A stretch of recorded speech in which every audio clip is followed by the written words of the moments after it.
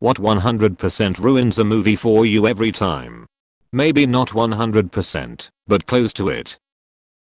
Fight scenes where someone make a big blow, usually the villain, but instead of finishing the deal by smashing the brains out they start talking, bragging or some other cocky shit. And whoops, the fight is back on like nothing happened. E-vertical bar action SFX/music, ***. Having to constantly have my remote in hand to turn down the absurdly loud action scene, to then have to crank the volume for the next dialogue, that is far too low. I'm fucking sick of it. Added love story to an adaptation of a book with no love story. Badly implemented product placement. Product placement itself doesn't bother me. If there's a character driving a Toyota or eating a Pizza Hut pizza, I don't care. If there's a pointless shot in the movie that shows the fucking Bud Light logo for 10 seconds, I mind. Unnecessary love scenes where the main character and a side character fall in love just cause, despite having known each other for like 5 minutes.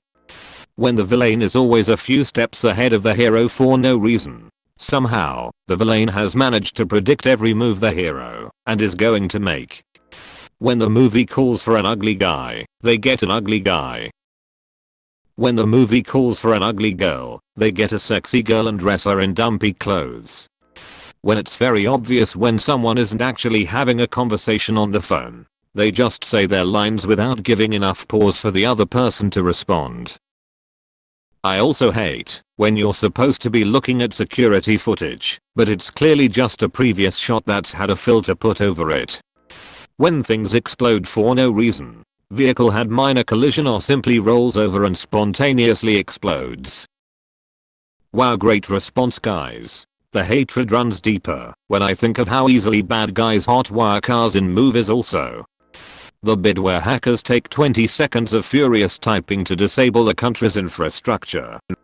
Sounds bad, but an actor's voice can really ruin a movie for me, so bad voice acting.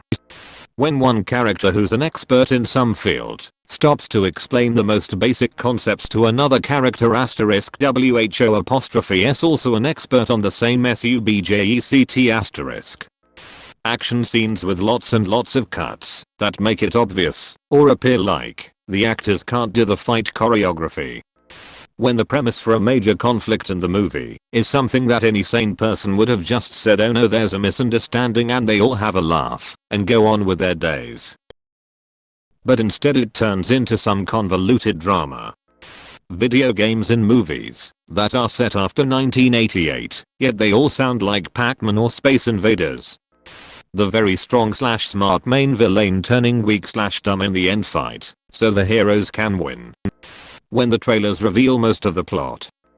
There's no time, save yourself, when there's clearly ample amount of time for both characters to get to safety. Made even worse by the fact that they usually waste a minute or more arguing about it, saying teary-eyed goodbyes, and making out before character 1 finally gets up and leaves. Bad exposition dialogue. As the son of good person, you shouldn't do drugs here. Cletus, you're my sibling. I've taken care of you since parent died and a third parent left us. Remember how we would play at home place, but you had to move away because job? Well, Mickey, the most wanted criminal at my doorstep. What's the matter? Didn't your parent cut you any more slack, so you've traveled here from place to see your sibling, my spouse? Edit, brackets. When there is a timer, and it takes longer to count down than the time that was called /shown, it drives me crazy. Generic example, 50 seconds until a bomb explodes. Dialogue for 30 seconds. Timer is showing 30 seconds left. More dialogue for 40 seconds. Timer is at 5 seconds. Quick one-liner. Bomb defused with 1 second to go. When the protagonist will kill anyone in his way, but when he gets to the big bad suddenly killing is wrong. It was a dream. Just 10 seconds left before the bomb explodes. The hero is taking all the time in the world to kiss and hug his girlfriend a last goodbye before returning to deactivate the bomb. forced romance subplots in a non-romance based movie. A baby. A hero I'm supposed to root for because they're the protagonist. The villain doesn't have a reason, they're just random and crazy. When all you have to do is beat the boss and the entire army just collapses. Pretty much every alien and robot using invasion has this hive concept. Insane plot armor. It's okay for a main character to die when they explain the plans like to an 8-year-old. I like movies where things just happen. In horror movies, too many jump scares. Fake food props. Like ice cubes that fall to the bottom of the glass or those weird eggs Clark Kent was cooking for Lois. We only use 10% of our brain. Mentioning other movies, especially when an inferior movie brings up a superior movie it was clearly inspired by, except this works in comedies, sometimes. When there's a 20+ year age gap between the leading actor and actress, and it's not addressed in the movie, especially when the movie pretends like they're around the same age. We are both experienced, leading scientists in our fields, even though I look like a grizzled war veteran, and you're fresh off the set of High School Musical. When bad guys have no redeemable qualities, it's too convenient and unrealistic. My little bitch asks and asking me a question every 30 seconds, like I don't know Jerick. I've never seen the movie either. How TF would I know the answer to the question the script clearly wants you to ask yourself about, and will be revealed if you just shut up and watch? Like bro, you are 16, figure out cinema structure shit.